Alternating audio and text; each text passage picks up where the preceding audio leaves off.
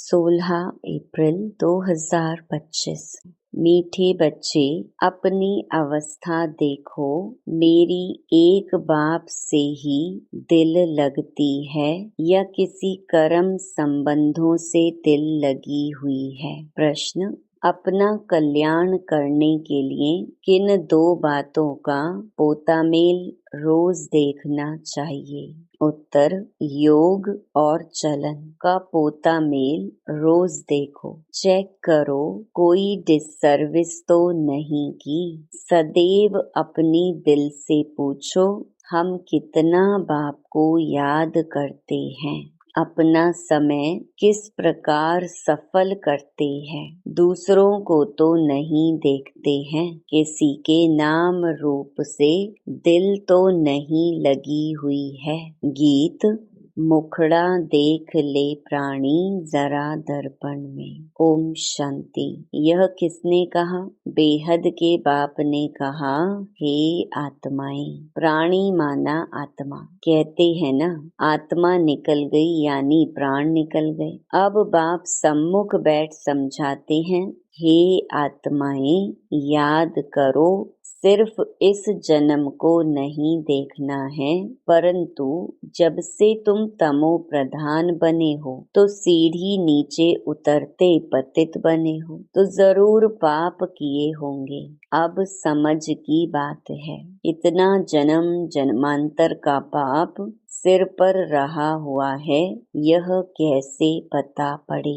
अपने को देखना है, हमारा योग कितना लगता है। बाप के साथ जितना योग अच्छा लगेगा उतना विकर्म विनाश होंगे।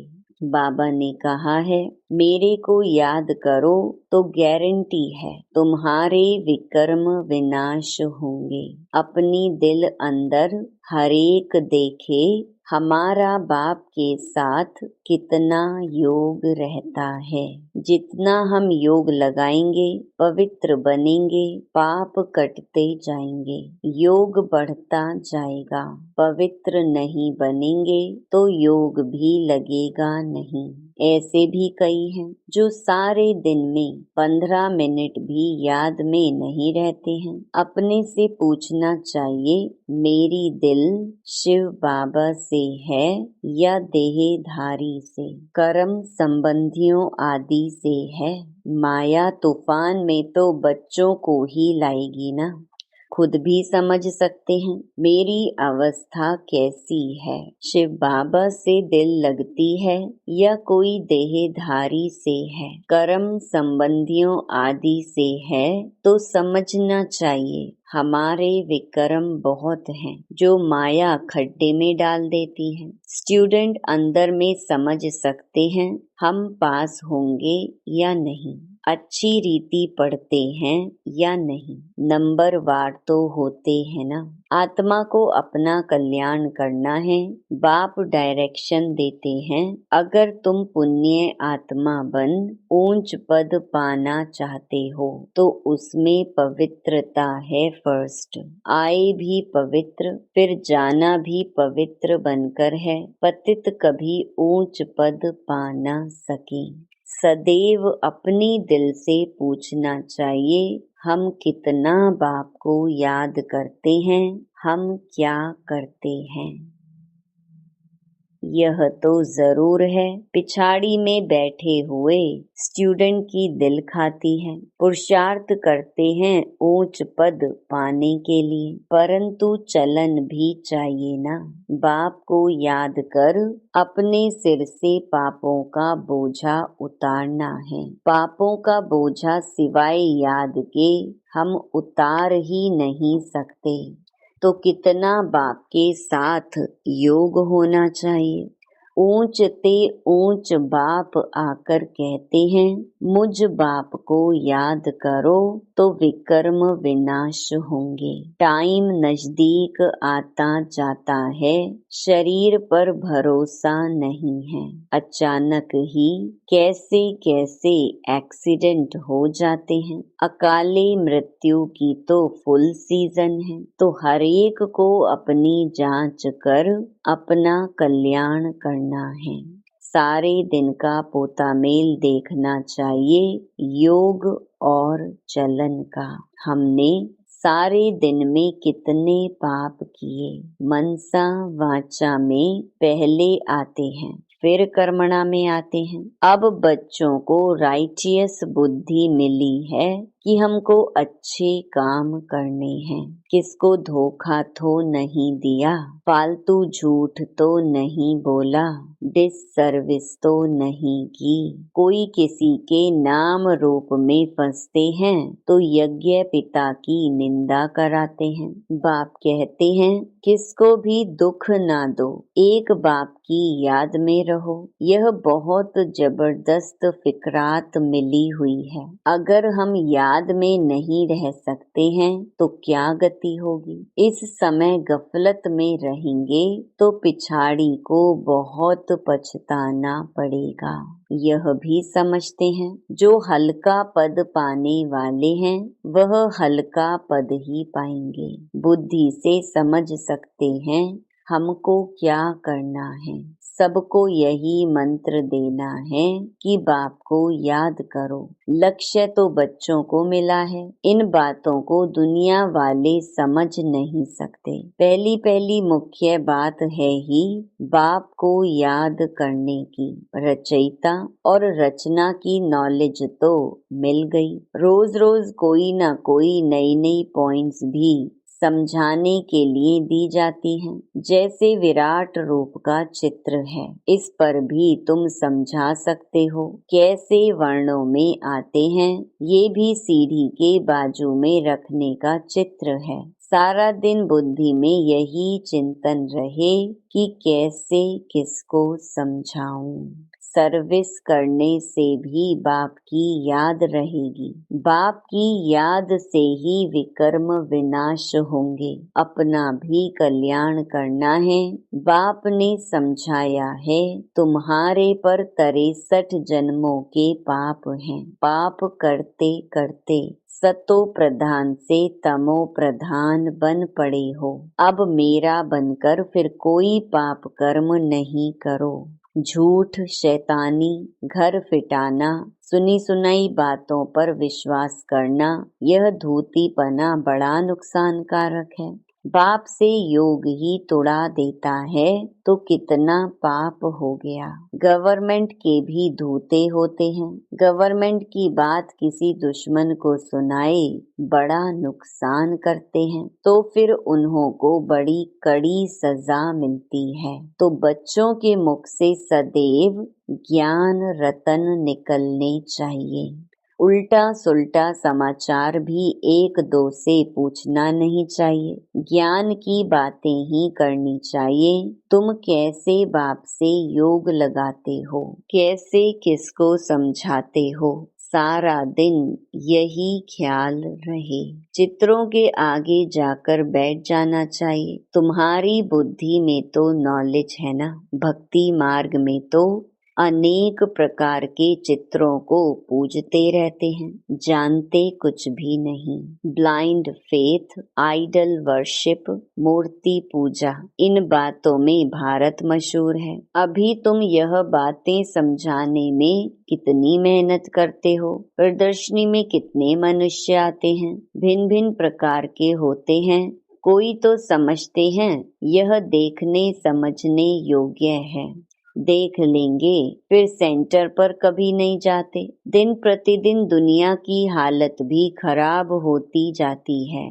झगड़े बहुत हैं। विलायत में क्या क्या हो रहा है बात मत पूछो। कितने मनुष्य मरते हैं। तमो प्रधान दुनिया है ना। भल कहते हैं बॉम्ब्स नहीं बनाने चाहिए, परंतु वह कहते तुम्हारे पास ढेर रखे हैं तो फिर हम क्यों ना बनाएं। नहीं तो गुलाम होकर रहना पड़े। जो कुछ मत निकलती हैं विनाश के लिए, विनाश तो होना ही है। कहते हैं शंकर प्रेरक है, परंतु इसमें प्रेरणा आदि की तो बात नहीं। हम तो ड्रामा पर खड़े हैं। माया बड़ी तेज है, हमारे बच्चों को भी विकारों में गिरा देती है। कितना समझाया जाता है कि देह के साथ प्रीत मत रखो, नाम रूप में मत फंसो, परंतु माया भी तमो प्रधान ऐसी है, देह में फंसा देती है।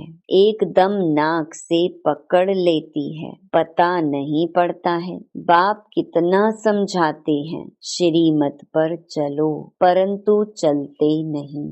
रावण की मत झट बुद्धि में आ जाती है। रावण जेल से छोड़ता नहीं।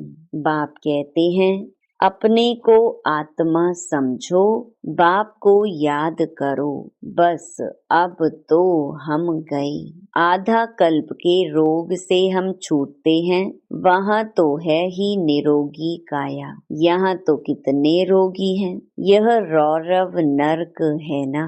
भल वो लोग गरुड़ पुराण पढ़ते हैं, परंतु पढ़ने अथवा सुनने वालों को समझ कुछ भी नहीं है। बाबा खुद कहते हैं आगे भक्ति का कितना नशा था, भक्ति से भगवान मिलेगा ये सुनकर खुश हो भक्ति करते रहते थे। पतित बनते हैं तब तो पुकारते हैं, हे पतित पावन आओ। भक्ति करते हो ये तो अच्छा है, फिर भगवान को याद क्यों करते? समझते हैं भगवान आकर भक्ति का फल देंगे। क्या फल देंगे यह किसको पता नहीं। बाप कहते हैं गीता पढ़ने वालों को ही समझाना चाहिए, वही हमारे धर्म के हैं। पहली मुख्य बात ही है गीता में भगवानुवाच। अब गीता का भगवान कौन? भगवान का तो परिचय चाहिए ना। तुमको पता पड़ गया है आत्मा क्या है, परमात्मा क्या है। मनुष्य ज्ञान की बातों से कितना डरते हैं, भक्ति कितनी अच्छी लगती है, ज्ञान से 3 कोस दूर भागते हैं। अरे पावन बनना तो अच्छा है, अब पावन दुनिया की स्थापना, पतित दुनिया का विनाश होना है, परंतु बिल्कुल सुनते नहीं। बाप का डायरेक्शन है हियर नो इविल। माया फिर कहती है हियर नो बाबा की बातें। माया का डायरेक्शन है शिव बाबा का ज्ञान मत सुनो।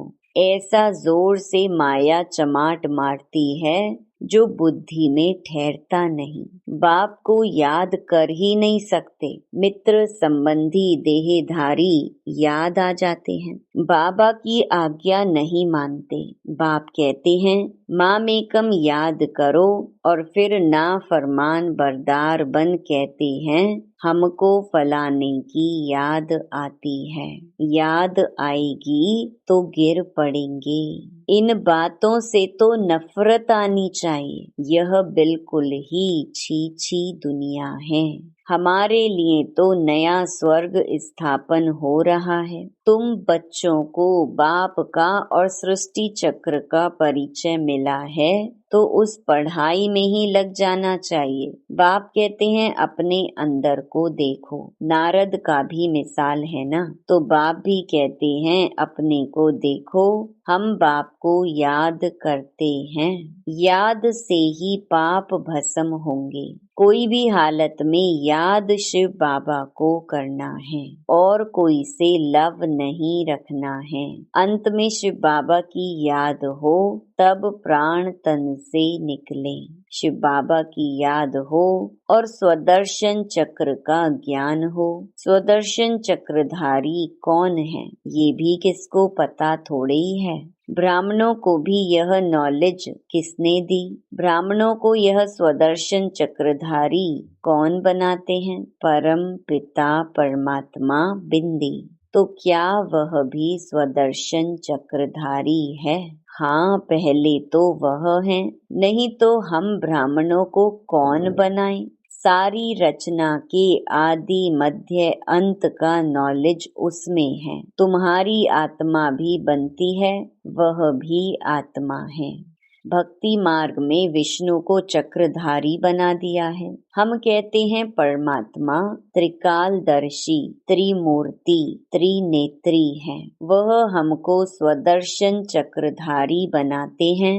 वह भी जरूर मनुष्य तन में आकर सुनाएंगे। रचना के आदि मध्य अंत का ज्ञान जरूर रचता ही सुनाएंगे ना।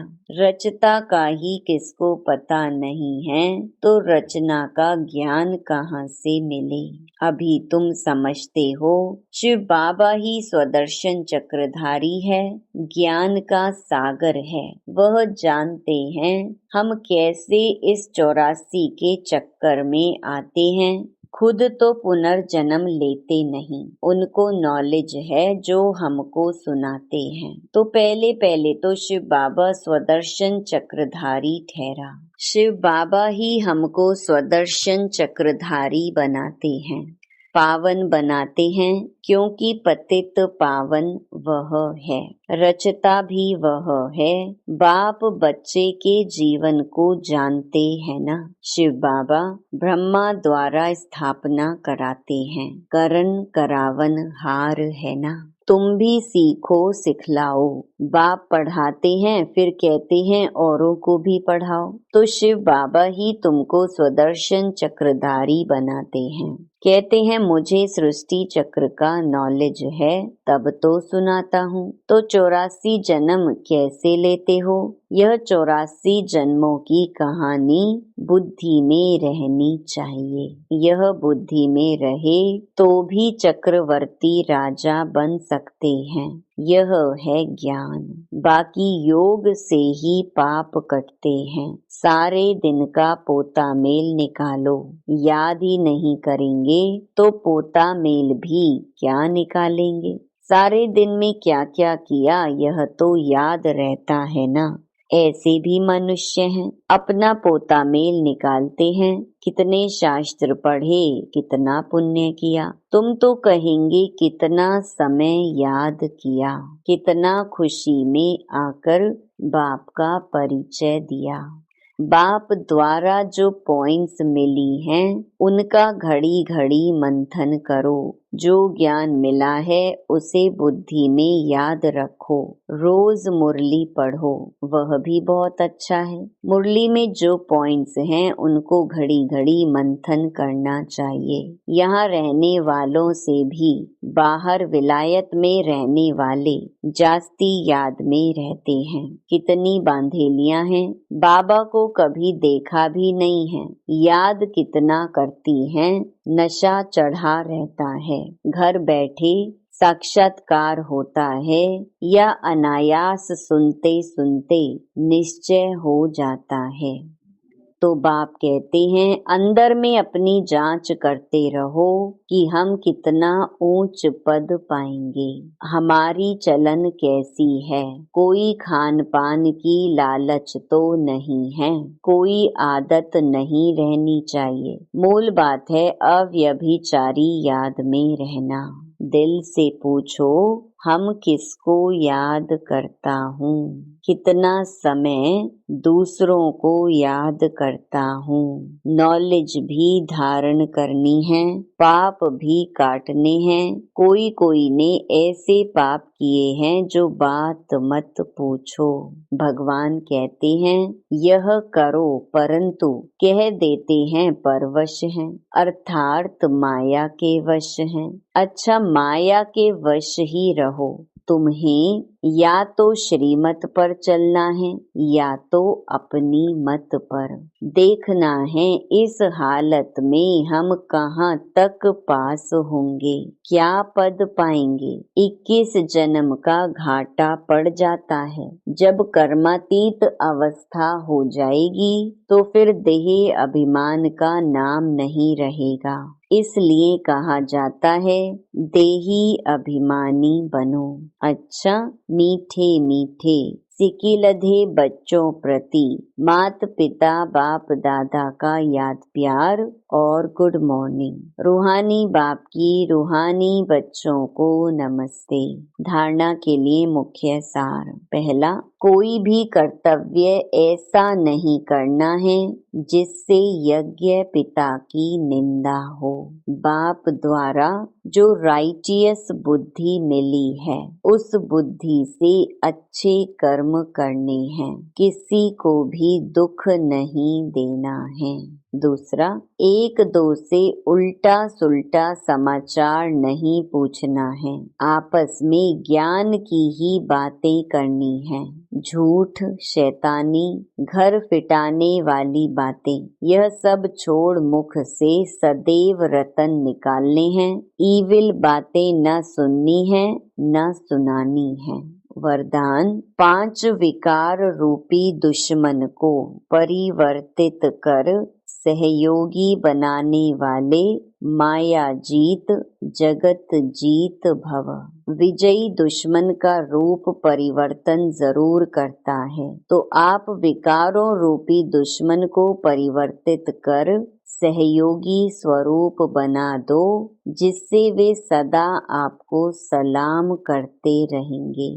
काम विकार को शुभ कामना के रूप में, क्रोध को रूहानी खुमारी के रूप में, लोभ को अनासक्त वृत्ति के रूप में, मोह को स्नेह के रूप में और देह अभिमान को स्वाभिमान के रूप में परिवर्तित कर दो, तो माया जीत जगत जीत बन जाएंगे। स्लोगन, रियल गोल्ड में मेरापन ही अलॉय है जो वैल्यू को कम कर देता है, इसीलिए मेरेपन को समाप्त करो। अव्यक्त इशारे, कंबाइंड रूप की स्मृति से सदा विजयी बनो। कभी कोई कार्य में या सेवा में जब अकेले अनुभव करते हो तब थक जाते हो, फिर 2 भुजा वालों को साथी बना लेते हो। 1000 भुजा वाले को भूल जाते हो। जब 1000 भुजा वाला अपना परम धाम घर छोड़कर आपको साथ देने के लिए आया है, तो उसे अपने साथ कंबाइंड क्यों नहीं रखते? सदा बुद्धि से कंबाइंड रहो तो सहयोग मिलता रहेगा। अच्छा, ओम शांति।